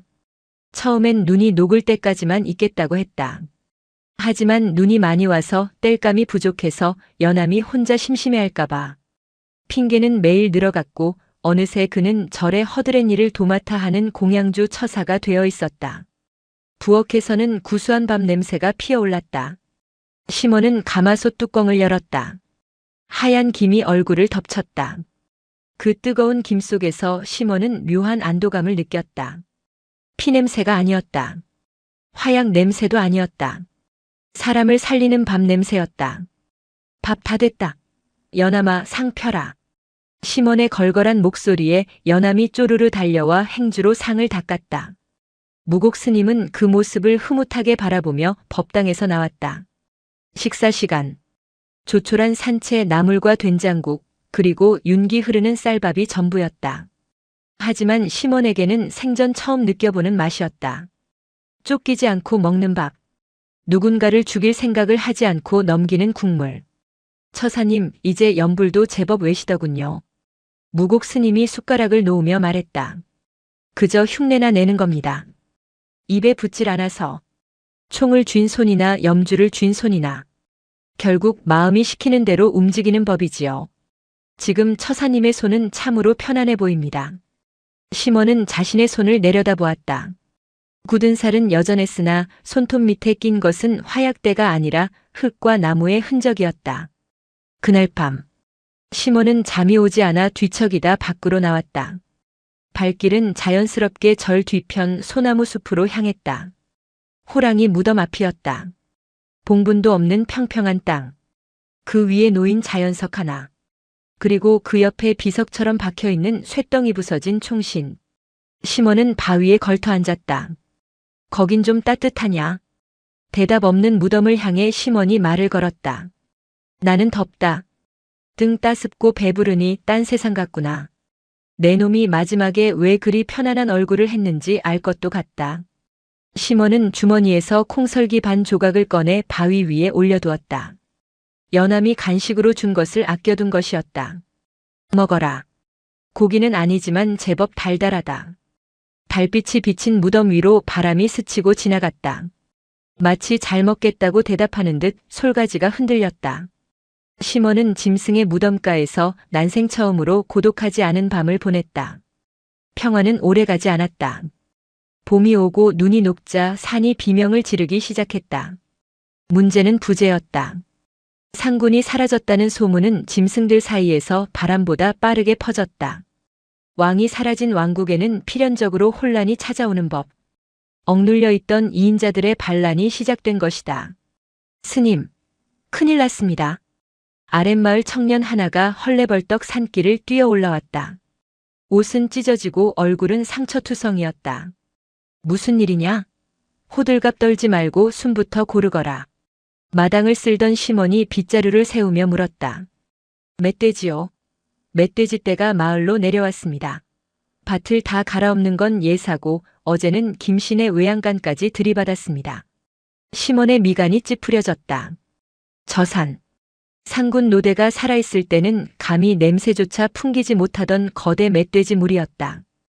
호랑이의 포효가 사라지자마자 놈들이 산 아래로 영역을 확장한 것이다. 관아에는 알렸느냐? 포수들을 불렀는데 놈들 가죽이 얼마나 두꺼운지 총알도 튕겨 나간답니다. 게다가 놈들이 워낙 교활해서 덫도 피해 다닙니다. 어르신 아니 시몬 대장님, 제발 좀 도와주십시오. 청년은 시몬의 바짓가랑이를 잡고 애원했다. 마을 사람들에게 시몬은 여전히 전설적인 착호갑사였다. 시몬은 난감한 표정으로 무곡 스님을 쳐다보았다. 스님은 묵묵부답이었다. 시몬의 시선이 무의식적으로 절 뒤편 총을 묻은 곳으로 향했다. 나는 이제 사냥을 안 한다. 총도 버렸다. 그게 무슨 말씀이십니까? 사람이 죽어나가게 생겼는데 총이 없으면 창이라도 들어주십시오. 대장님만 믿고 왔는데. 청년의 절박한 외침에 연암도 걱정스러운 눈빛으로 시몬을 바라보았다. 아저씨 사람들이 다친대요. 시몬은 주먹을 꽉 쥐었다. 갈등이 일었다. 살생을 하지 않겠다고 맹세했다. 그 맹세는 호랑이와의 약속이자 스스로에 대한 다짐이었다. 하지만 눈앞의 생명이 위협받는 것을 보고만 있는 것이 과연 자비인가? 살리기 위해 죽이는 것. 그것은 업인가 아니면 구제인가? 가보자. 시몬이 결심한 듯 입을 열었다. 정말이십니까? 단 조건이 있다. 나는 죽이지 않는다. 예? 죽이지 않고 멧돼지를 어떻게 잡습니까? 잡는 게 아니라 쫓아낼 것이다. 산의 질서를 다시 세우는 거다. 시몬은 창고로 들어갔다. 무기를 꺼내는 것이 아니었다. 그는 낡은 배낭에 무언가를 주섬주섬 챙겼다. 그리고 호랑이 무덤으로 올라갔다. 시몬은 무덤 주변의 흙을 한 줌 쥐어 주머니에 넣었다. 그리고 무덤가에 자란 잡초와 솔가지를 꺾어 배낭에 채웠다. 상구나, 내 힘을 좀 빌리자. 죽어서도 왕노릇 좀 해야겠다. 시몬은 비장한 표정으로 산을 내려갔다. 그의 등에는 총 대신 호랑이의 냄새가 밴 흙과 나무가 들려 있었다. 마을은 쑥대밭이었다. 논두렁은 무너졌고 담벼락은 허물어져 있었다. 마을 회관 앞에는 겁에 질린 사람들이 모여 웅성거리고 있었다. 왔다. 시몬 대장이 왔다. 사람들이 홍에 갈라지듯 길을 텄다. 하지만 시몬의 빈손을 보자 실망하는 기색이 역력했다. 아니, 총은 어쩌고 빈손으로 오셨소? 촌장이 다급하게 물었다. 놈들은 어디 있소? 시몬은 질문에 대답하지 않고 물었다. 지금 마을 뒤편 대나무 숲에 몰려 있소. 해가 지면 다시 내려올 기세라 다들 피난짐을 싸고 있는데 아무도 따라오지 마시오. 특히 소리내는 놈은 내가 먼저 칠 것이오. 시몬은 단호하게 말하고 마을 뒤편으로 향했다. 뒤에서 수군거리는 소리가 들렸지만 시몬은 개의치 않았다. 대나무 숲 입구. 비릿한 짐승 누린내가 진동했다. 땅이 울렸다. 구구구구. 거대한 흑갈색 덩어리들이 대나무 사이로 모습을 드러냈다. 대장 멧돼지였다. 몸집이 황소만했고 툭 튀어나온 어금니는 창처럼 날카로웠다. 그 뒤로 10여 마리의 무리가 침을 흘리며 시몬을 노려보고 있었다. 시몬은 멈춰섰다. 거리는 불과 20보. 달려들면 순식간에 들이받칠 거리였다. 시몬은 천천히 배낭을 내려놓았다. 그리고 배낭 안에서 꺼낸 솔가지와 흙을 바닥에 뿌렸다. 불을 붙였다. 치익. 연기가 피어올랐다. 그 연기에는 자운사 뒤편 호랑이 무덤의 냄새가 배어 있었다. 오랜 세월 산군의 채취가 묻어있는 흙과 나무 타는 냄새. 하지만 그것만으로는 부족했다. 멧돼지들은 코를 킁킁거리더니 이내 가짜라는 것을 눈치챈 듯 발굽으로 땅을 파헤치며 공격 태세를 취했다. 죽은 왕의 냄새 따위 산 짐승에게는 위협이 되지 못했다. 역시 냄새만으로는 안 되는가. 시몬은 눈을 감았다. 죽여야 하나. 저놈의 미간에 칼을 꽂아야 하나. 시몬의 손이 허리춤의 낫으로 향했다. 살기가 다시 꿈틀거렸다. 그때였다. 머릿속에서 무곡 스님의 목소리가 스쳐 지나갔다. 놈은 왕의 자리가 아니라 쉴 곳을 찾아온 것입니다. 시몬은 눈을 떴다. 그리고 낫을 뽑는 대신 두 발을 땅에 받고 섰다. 가슴을 폈다. 자신의 덩치를 최대한 부풀렸다. 그는 인간 시몬이 아니었다. 그는 10년간 산군을 쫓으며 누구보다 산군을 닮아버린 존재였다. 그의 근육, 그의 호흡, 그의 눈빛에는 호랑이의 습성이 그대로 녹아 있었다. 시몬은 배에 힘을 주었다. 단전에서부터 끓어오르는 기운을 목구멍으로 끌어올렸다. 크앙! 사람의 목구멍에서 나온 소리라고는 믿기지 않는 굉음이 터져나왔다. 그것은 비명이 아니었다. 고함도 아니었다. 그것은 완벽하게 복원된 호랑이의 포효였다. 시몬은 짐승의 언어로 짖었다. 물러가라. 이 산의 주인은 죽지 않았다. 내가 기억하고 있다. 내가 그놈이다. 놀라운 일이 벌어졌다. 돌진하려던 대장 멧돼지가 급제동을 걸며 나동그라졌다. 놈의 눈에 공포가 서렸다. 단순한 소리 때문이 아니었다. 연기 자욱한 숲속 시몬의 등 뒤로 어른거리는 거대한 그림자를 보았기 때문이다. 일렁이는 아지랑이 속에서 외눈박이 호랑이가 붉은 입을 벌리고 멧돼지 떼를 내려다보고 있었다. 허상이었을까 아니면 시몬의 기백이 만들어낸 환영이었을까? 꾸익. 대장 멧돼지가 비명을 지르며 꽁무니를 뺐다. 우두머리가 도망치자 무리는 순식간에 와해되어 뿔뿔이 흩어졌다. 대나무 숲이 요란하게 흔들리더니 이내 잠잠해졌다. 시몬은 그 자리에 털썩 주저앉았다. 목에서 피맛이 났다. 온몸의 힘이 다 빠져나갔다. 헉헉. 연기가 거치고 있었다. 시몬은 하늘을 올려다보았다. 마치 노대호랑이가 구름 위에서 낄낄거리고 웃는 것 같았다. 제법이구나 사냥꾼놈. 하고 말이다. 보셨소? 시몬이 허공에 대고 중얼거렸다. 당신 흉내 좀 냈소. 나쁘지 않았지? 시몬은 비틀거리며 일어났다. 총 없이 이겼다. 피 한 방울 흘리지 않고 산을 지켰다. 그것은 그가 평생 해온 사냥 중 가장 위대하고 가장 통쾌한 사냥이었다. 멀리서 마을 사람들과 연함이 달려오는 소리가 들렸다. 시몬은 옷매무새를 고치고 흙 묻은 손을 털었다. 그의 등 뒤로 진정한 의미의 산의 평화가 내려앉고 있었다. 시몬이 저질러 놓은 가짜 호랑이 소동은 실로 엄청난 파장을 불러왔다. 마을 사람들은 반신반의하면서도 그날 밤 대나무 숲에서 들려온 포효 소리가 결코 인간의 것이 아니었다고 입을 모았다. 내가 똑똑히 봤다니까. 시몬 대장 뒤에 시커먼 그림자가 솟아오르더니 눈이 횃불처럼 이글거렸어. 아니야, 시몬 대장이 둔갑수를 쓴 게야. 호랑이 가죽을 오래 만지더니 호랑이 귀신이 씌었나 봐. 소문은 발이 달린 듯 퍼져나가 인근 고을까지 천령산에는 호랑이 신이 된 사냥꾼이 산다는 이야기가 돌았다. 하지만 정작 당사자인 시몬은 알아놓았다. 사흘 밤낮을 고열에 시달렸다. 인간의 성대와 폐활량으로 짐승의 소리를, 그것도 왕의 소리를 흉내낸 대가는 혹독했다. 목구멍이 찢어져 피가 넘어왔고 온몸의 근육이 뒤틀렸다. 끙끙. 시몬은 식은땀을 흘리며 악몽을 꾸었다. 꿈속에서 그는 네 발로 산을 달리고 있었다. 바위가 발바닥에 닿는 차가운 감촉, 코 속으로 밀려 들어오는 짐승들의 냄새, 그리고 등 뒤에서 자신을 겨누는 총구의 서늘함. 그는 사냥꾼이자 동시에 사냥감이었다. 아저씨, 물 좀 드세요. 연함이 물수건으로 시몬의 이마를 닦아주며 물잔을 내밀었다. 시몬은 떨리는 손으로 물을 받아 마셨다. 목이 타들어가는 갈증이 조금 가셨다. 스님은 법당에 계세요. 아저씨 쾌차하시라고 축원기도 올리고 계세요. 시몬은 힘겹게 몸을 일으켜 앉았다. 창호지 문 밖으로 들려오는 목탁 소리가 심장 박동과 맞물려 묘한 안정을 주었다. 연함아. 네. 그날 내가 정말 호랑이 같았냐? 연함은 눈을 동그랗게 뜨더니 고개를 세차게 끄덕였다. 네. 진짜 무서웠어요. 멧돼지들이 오줌을 지리면서 도망갔다니까요.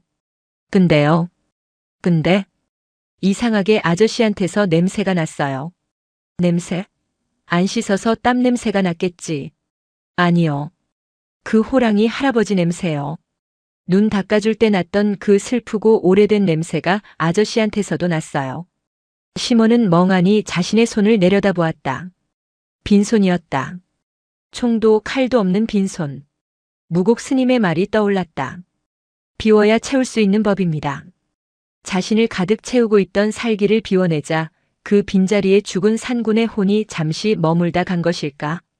시몬은 문득 자신이 단순한 흉내를 낸 것이 아님을 깨달았다. 그것은 일종의 접신이었다. 죽은 자와 산자가 짐승과 인간이 하나의 의지로 연결되었던 순간, 시몬은 자리에서 일어나 비틀거리며 밖으로 나갔다. 몸은 천근만근이었지만 확인하고 싶은 것이 있었다. 그는 절 뒤편 소나무 숲으로 향했다. 호랑이 무덤 앞에는 누군가 가져다 놓은 산딸기와 다래가 수북이 쌓여 있었다. 연함의 짓이 아니었다. 산짐승들이었다. 다람쥐, 너구리, 어쩌면 멧돼지 녀석들이었을지도 모른다. 왕의 귀환을 느낀 짐승들이 죽은 왕의 무덤에 바친 조공이었다. 내 놈 죽어서도 위세가 대단하구나. 시몬은 피식 웃으며 무덤가에 앉았다. 바람이 불어와 그의 땀 식은 등을 어루만졌다. 이제 그는 사냥꾼 시몬이 아니었다. 이 산에 그리고 이 무덤의 문지기였다. 계절은 어김없이 흘러 산에는 짙은 녹음이 우거졌다. 여름의 천령산은 생명력으로 진동했다.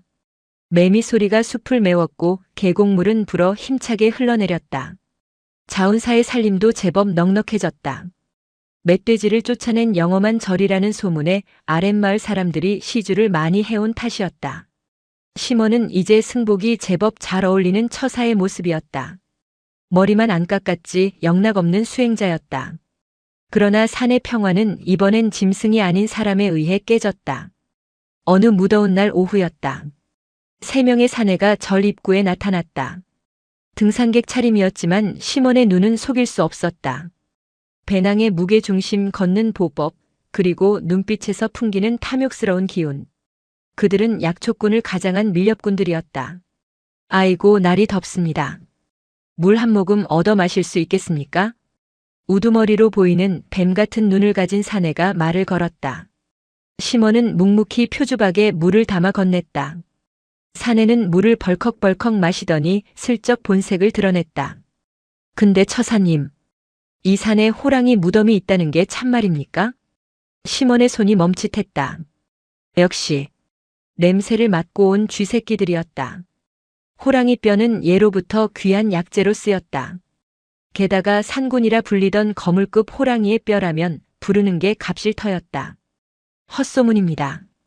요즘 세상에 호랑이가 어디 있다고. 시몬은 퉁명스럽게 대꾸하고 등을 돌렸다. 에이, 마을에서 다 들었는데. 그 시몬이라는 포수가 잡아서 절 뒤에 묻었다면서요? 우리끼리 얘긴데 그 위치 좀 알려주시오. 사례는 섭섭지 않게 하리다. 사내는 품에서 엽전 꾸러미 시대 배경에 맞춰 돈이나 귀중품을 꺼내 흔들었다. 시몬은 그 돈을 보자 구역질이 치밀어 올랐다. 과거의 자신이 보였기 때문이다. 돈 몇 푼에 생명을 저울질하고 가죽을 벗기고 뼈를 발라내던 자신의 추악한 과거가 저들 속에 그대로 살아있었다. 썩 꺼지시오. 시몬이 낮게 으르렁거렸다. 여기는 수행하는 도량이요. 살생을 논하고 시체를 탐하는 자들이 발붙일 곳이 아니니 당장 내려가시오. 이 늙은이가 말로 하니까 웃음나? 옆에 있던 덩치 큰 사내가 시몬의 멱살을 잡으려 했다. 그 순간 탁! 시몬의 손이 사내의 손목을 낚아챘다. 무쇠 같은 악력이었다. 평생 총을 들고 산을 탔던 사냥꾼의 소나기 힘은 늙어서도 녹슬지 않았다. 아! 사내가 비명을 지르며 무릎을 꿇었다. 시몬의 눈빛이 매섭게 빛났다. 그 눈빛은 자비로운 처사의 것이 아니라 먹잇감의 목덜미를 노리는 맹수의 것이었다. 내려가라 했다. 두 번 말 안 한다. 시몬이 손을 놓자 사내들은 질겁하며 뒤로 물러났다. 우두머리는 씩씩거리며 침을 뱉었다. 두고 보자. 이 산이 내 놈 땅인 줄 아냐? 그들은 욕설을 내뱉으며 산을 내려갔다. 하지만 시몬은 알았다. 그들은 포기한 것이 아니다. 물러난 척하고 숨어서 어둠이 내리기를 기다릴 것이다. 하이에나 같은 놈들이다. 처사님 괜찮으십니까? 법당에서 나온 무곡 스님이 걱정스러운 얼굴로 물었다. 연암은 무서워서 스님 뒤에 숨어 있었다. 스님, 오늘 밤은 문단속 철저히 하십시오. 연암이도 절대 밖으로 나오게 하면 안 됩니다. 무슨 일이 생길 것 같습니까? 놈들은 오늘 밤 반드시 올라옵니다. 곡괭이를 들고 시몬의 시선이 절 뒤편 소나무 숲으로 향했다. 지켜야 했다. 살아있는 놈도 지키지 못해 평생을 쫓아다녔는데 죽어서 누워있는 놈조차 지키지 못한다면 무슨 낯으로 저승에 가겠는가. 그날 밤은 유난히 어두웠다. 달빛마저 구름에 가려 한치 앞을 분간하기 힘들었다. 시몬은 호랑이 무덤 옆 큰 바위 뒤에 몸을 숨기고 있었다. 손에는 무기가 없었다. 대신 작은 돌멩이 몇 개와 칡넝쿨로 만든 올무가 전부였다. 바스락. 예상대로였다. 세 개의 검은 그림자가 숲속을 기어 올라오고 있었다. 놈들의 손에는 삽과 곡괭이 그리고 만약을 대비한 사냥용 칼이 들려 있었다. 형님, 여기가 확실해요? 너무 캄캄한데. 조용히 해. 냄새가 난다. 짐승 누린내 같은 게 여기다. 놈들은 정확히 무덤을 찾아냈다. 자연석이 놓인 평평한 땅. 그 옆에 박혀있는 쇠덩이. 찾았다. 이게 그 유명한 시몬 포수의 총인가 보군. 그럼 이 밑에 호랑이가 있단 소리지. 우두머리가 낄낄거리며 삽을 땅에 박았다. 퍽. 둔탁한 소리가 고요한 숲을 찢었다. 시몬은 눈을 감았다. 분노가 치밀었지만 참아야 했다. 뛰쳐나가 놈들을 두들겨 패는 건 하책이다. 그러다간 칼부림이 날 것이고 누군가는 피를 볼 것이다. 이곳은 살생을 금하는 절이다. 피를 뿌려서는 안 된다. 시몬은 심호흡을 했다. 그리고 손에 쥔 돌멩이 하나를 놈들의 반대편 숲속으로 던졌다. 투둑. 누구냐? 놈들이 소스라치게 놀라며 소리난 쪽을 겨누었다. 아무런 반응이 없었다. 바람 소리야.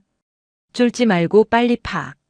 날 새기 전에 뼈만 추려서 내려가야 해. 다시 삽질 소리가 들렸다. 시몬은 두 번째 돌멩이를 던졌다. 이번에는 놈들의 머리 위 나뭇가지였다. 후두둑. 솔방울과 나뭇잎이 놈들의 머리 위로 떨어졌다. 악, 뭐야? 놈들은 공포에 질리기 시작했다. 어둠 속에서 누군가가 지켜보고 있다는 느낌. 보이지 않는 공포가 가장 큰 무기였다. 시몬은 바위 뒤에서 낮게 웅얼거렸다. 그것은 멧돼지를 쫓을 때 썼던 호랑이의 포효가 아니었다. 아주 낮고 굵고 기분 나쁜 소리. 마치 땅속에서 원혼이 우는 듯한 소리였다. 그르르르. 형님. 들었어? 땅 밑에서 소리가 나는데? 막내놈이 삽을 놓치며 주저앉았다. 우두머리도 안색이 창백해졌다. 개수장마. 그 늙은 중놈이나 처사가 장난치는 거야. 나와. 숨어있지 말고 나오라고. 우두머리가 허공에 칼을 휘두르며 소리쳤다. 바로 그때였다. 시몬이 바위 위로 천천히 일어섰다. 구름이 걷히고 달빛이 시몬의 등 뒤를 비추었다. 역광을 받은 시몬의 모습은 거대해 보였다. 그는 아무 말도 하지 않고 그저 놈들을 내려다보고 있었다. 저기 있다. 놈들이 시몬을 향해 달려들려 했다. 하지만 그 순간 우두머리의 발목이 무언가에 걸려 채였다. 시몬이 미리 설치해둔 칡넝쿨 올무였다. 으악! 우두머리가 꼬꾸라지며 비탈길을 굴렀다. 나머지 두 놈이 당황하는 사이 시몬은 돌멩이 하나를 정확히 놈들의 발치에 던졌다. 위협용이 아니었다. 균형을 무너뜨리는 계산된 투척이었다. 중심을 잃은 놈들이 서로 엉겨 붙어 넘어졌다. 시몬은 천천히 걸어 내려갔다. 발소리가 묵직했다. 그는 넘어진 놈들 앞에 섰다. 칼을 든 놈도 있었지만 시몬의 기세에 눌려 감히 찌를 엄두를 내지 못했다. 시몬의 눈은 차가웠다. 하지만 그 차가움은 잔인함이 아니라 압도적인 고요함이었다. 상군을 깨우지 마라. 시몬의 목소리는 작았지만 놈들의 뼛속까지 파고들었다. 이 밑에 잠든 것은 뼈다귀가 아니다. 이 산의 혼이다. 너희 같은 잡배들이 건드리면 살아서 산을 내려가지 못할 것이다. 그때 어디선가 부엉이가 부우마이너스하고 울었다.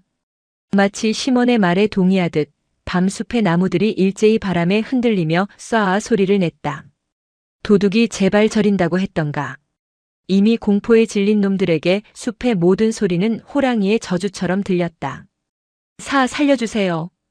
우두머리가 벌벌 기며 빌었다. 다신 안 오겠습니다. 죽을 죄를 지었습니다. 놈들은 삽과 곡괭이도 챙기지 못한 채 서로 엉키고 설키며 산 아래로 도망쳤다. 굴러떨어지고 넘어지면서도 뒤도 돌아보지 않았다. 숲은 다시 고요해졌다. 시몬은 놈들이 버리고 간 삽과 곡괭이를 주워들었다. 그리고 파헤쳐진 무덤의 흙을 다시 꼼꼼하게 덮어주었다. 손바닥으로 흙을 다독이며 시몬은 속삭였다. 시끄럽게 해서 미안하다. 이제 다시 자거라. 시몬은 무덤 옆에 꽂혀있던 자신의 부러진 총신을 어루만졌다. 그는 오늘 총 한 방 쏘지 않고 피 한 방울 흘리지 않고 산을 지켰다. 그것은 그가 평생 해온 어떤 사냥보다 완벽한 승리였다. 하지만 시몬은 알지 못했다. 이것이 끝이 아님을. 도망친 자들의 입을 통해 전해질 소문이 더 큰 인연을 불러올 것임을. 세월은 유수와 같았다. 천령산의 계절이 5번 바뀌었다. 연암의 키는 훌쩍 자라 소년의 티를 벗기 시작했고 시몬의 머리카락은 서리가 내린 듯 하얗게 샜다. 그 사이 자운사에는 기이한 변화가 찾아왔다. 도망친 밀렵꾼들이 퍼뜨린 소문은 엉뚱한 방향으로 흘렀다. 그 절에 가면 호랑이 신령이 있대. 상군이 죽어서 부처가 되었다더라. 그 무덤에 절을 하면 병이 낫고 자식 없는 집에 아이가 들어선대. 탐욕은 두려움을 먹고 자랐고 미신은 소문을 타고 번졌다. 호랑이 뼈를 노리던 자들은 사라졌지만 이번에는 복을 비는 사람들이 구름처럼 몰려들었다. 그들은 기복이라는 이름으로 무덤을 괴롭혔다. 비키시오. 이곳은 기도처가 아닙니다. 시몬은 하루 종일 무덤 앞을 지켜야 했다. 사람들은 밤중에 몰래 올라와 무덤에 흙을 퍼가거나 봉분도 없는 평평한 땅에 막걸리를 붓고 향을 피워댔다. 심지어 돌멩이에 이름을 써서 던져놓기도 했다. 내 아들 급제하게 해주시오. 돈벼락 맞게 해주시오. 욕망의 악취. 그것은 호랑이의 썩은 살 냄새보다 더 지독했다. 시몬은 몽둥이를 들고 그들을 쫓아냈다. 이놈들아, 죽어서 쉬겠다는 짐승이다. 너희 욕심 채워주는 도깨비 방망이가 아니란 말이다. 시몬의 고함 소리가 산을 울렸다. 사람들은 그를 호랑이 귀신 들린 노인이라 부르며 손가락질했다. 어느 날 저녁 녹초가 된 시몬이 마루에 걸터 앉았다. 무곡 스님이 다가와 옆에 앉았다. 처사님 힘드시지요? 사람이 짐승보다 못합니다. 짐승은 배가 부르면 사냥을 멈추는데 사람은 배가 터져도 더 내놓으라 아우성이니. 시몬은 씁쓸하게 웃었다. 스님, 저는 무섭습니다. 무엇이 말입니까? 저들이 산군의 마지막 존엄마저 갉아먹을까봐. 저 고귀했던 죽음이 고작 인간들의 10원짜리 욕망을 위한 부적으로 전락할까봐 그게 무섭습니다. 무곡 스님은 고개를 끄덕였다. 그래서 막지 않습니까? 우리가 언제까지 막을 수 있겠습니까? 저는 늙어가고 세상의 욕심은 끝이 없는데. 시몬의 눈가에 깊은 주름이 패었다. 그는 평생 호랑이를 잡으려 했으나 지금은 세상으로부터 호랑이를 지키기 위해 싸우고 있었다. 그것은 총칼 없는 전쟁이었다. 그해 겨울은 유난히 혹독했다. 눈이 1미터 넘게 쌓여 자운 산은 다시 고립되었다. 사람들의 발길이 끊기자 산에는 평화가 찾아왔지만 시몬에게는 다른 손님이 찾아왔다. 병이었다. 오른쪽 다리였다. 젊은 시절 산을 타다 다쳤던 무릎 관절이 나이가 들자 뼈를 깎는 고통으로 도졌다. 궤전은 아니었으나 통증은 끔찍했다. 공교롭게도 죽은 산군 노대가 알았던 바로 그 오른쪽 뒷다리였다. 시몬은 밤마다 끙끙 앓았다. 다리를 펼 수도 굽힐 수도 없었다. 방바닥을 긁으며 신음하는 그의 모습은 5년 전 눈 덮인 마당에 쓰러져 있던 호랑이와 소름 끼치도록 닮아 있었다. 연암은 이제 의젓한 청년이 되어 시몬을 간호했다. 아저씨, 찜질해 드릴게요. 연암이 뜨겁게 달군 돌을 수건에 감싸 시몬의 무릎에 올려주었다. 고맙다 연암아. 시몬은 거친 숨을 몰아쉬었다. 아프냐? 많이 아프지? 시몬이 허공을 향해 물었다. 연암에게 하는 말이 아니었다. 그는 자신의 다리 통증을 통해 죽은 호랑이와 대화하고 있었다. 너도 이리 아팠느냐? 이쑤시는 고통을 안고 그 험한 눈길을 걸어왔느냐? 시몬은 깨달았다. 산군이 자운사로 내려온 것은 단순히 살고 싶어서가 아니었다. 너무 아파서 너무 외로워서 누군가에게 기대어 울고 싶어서였음을. 천하의 맹수도 고통 앞에서는 그저 위로받고 싶은 생명이었음을. 스님. 시몬이 문 밖에 무곡 스님을 불렀다. 예, 처사님. 제가 놈을 너무 괴롭혔습니다. 시몬의 눈에서 눈물이 주르륵 흘러내렸다. 이렇게 아픈 놈을 10년을 쫓았습니다. 쉴만 하면 총을 쏘고 잠들만 하면 불을 놓고. 내가 악귀였습니다. 내가 짐승보다 못한 놈이었습니다. 참회의 눈물이었다. 육신의 고통이 마음의 눈을 뜨게 했다. 자신의 다리가 아프고 나서야 비로소 사냥감의 고통이 온전히 자신의 것으로 전이된 것이다. 괜찮습니다. 무곡 스님이 방문을 열고 들어와 시몬의 손을 잡았다. 산군도 다 용서했을 겁니다. 그러니 처사님이 지금 그 곁을 지키고 있는 게 아니겠습니까? 제가 죽으면 놈의 옆에 묻어주십시오. 죽어서라도 놈의 다리를 주물러 줘야겠습니다. 시몬은 헛소리처럼 중얼거리다 까무룩 잠이 들었다. 그의 숨소리가 쇳소리처럼 거칠었다. 사흘 뒤 시몬은 죽음을 직감했다. 기운이 빠져나가는 느낌이 명확했다. 그는 연암을 불렀다. 연암아, 내 아저씨, 나를 좀 업어다오. 어디로요? 병원에 가시게요? 아니, 뒤뜰로. 놈에게 가야겠다. 연암은 울음을 삼키며 고개를 끄덕였다. 어느새 훌쩍 자란 연암은 뼈만 남은 시몬을 가볍게 업었다. 10대의 건장한 등이 70대 노인의 마른 몸을 받쳤다. 눈 내리는 소나무 숲. 호랑이 무덤 앞은 하얗게 덮여 있었다. 연암은 심원을 무덤과 바위, 5년 전 놈의 관을 묻었던 그 자리에 조심스럽게 내려놓았다. 춥지 않으세요? 시원하구나. 심원은 무덤을 쓰다듬었다.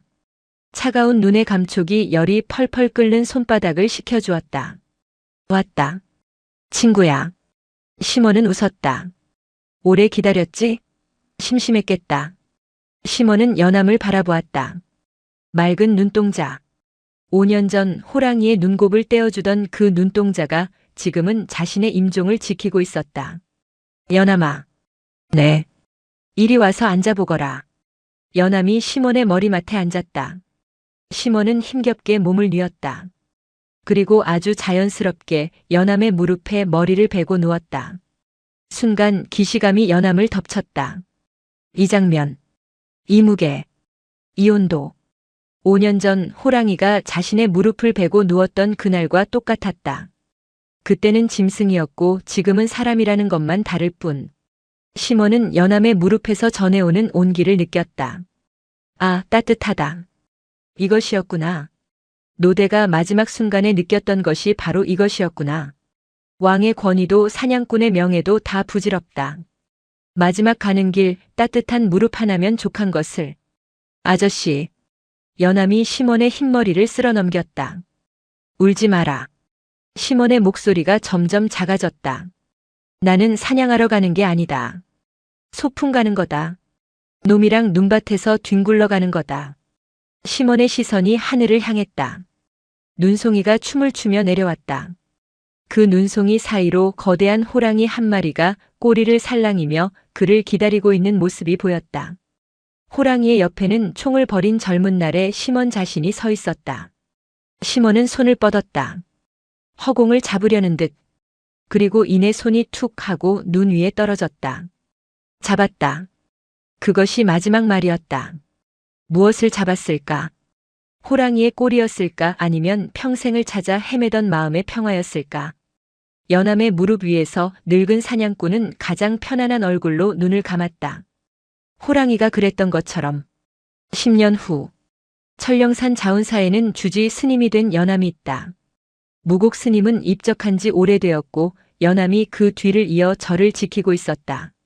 절 뒤편 소나무 숲에는 2개의 무덤이 나란히 있다. 하나는 조금 크고 하나는 조금 작다. 비석은 없다. 다만 그 사이에는 녹이 슬어 흙과 한몸이 되어가는 쇠붙이 총신 하나가 꽂혀 있을 뿐이다. 사람들은 이제 그곳을 쌍묘라 부르지 않고 해원의 언덕이라 불렀다. 원한을 풀고 인연을 맺은 곳.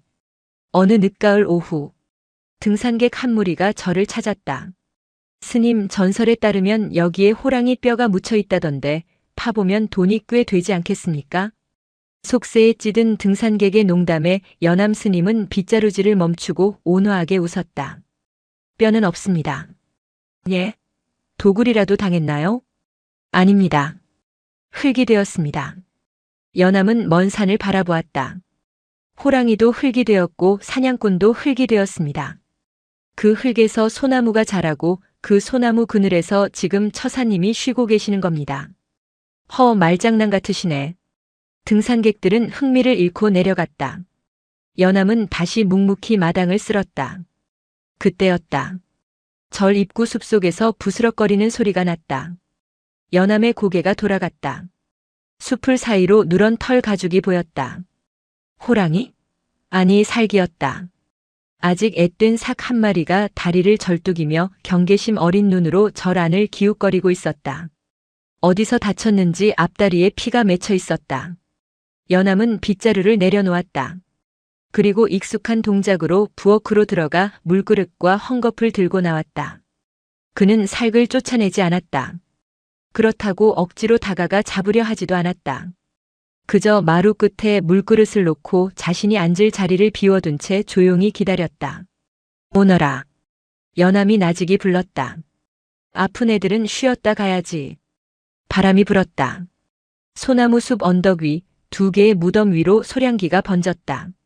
마치 거대한 호랑이와 늙은 사냥꾼이 나란히 앉아 새로운 인연의 시작을 흐뭇하게 내려다보는 듯했다. 산은 비어 있었으나 비어 있지 않았다. 생명은 가고 없으나 사랑은 흙 속에 스며들어 영원히 순환하고 있었다. 천령산의 묵은 눈이 녹은 자리에 이름 모를 들꽃들이 흐드러지게 피어 있었다. 영상이 마음에 드셨다면 구독과 좋아요 부탁드립니다. 살면서 가장 따뜻했던 위로의 순간은 언제였나요? 무릎처럼 쉴 수 있는 곳이 있으신가요? 여러분의 의견을 댓글로 나눠주세요.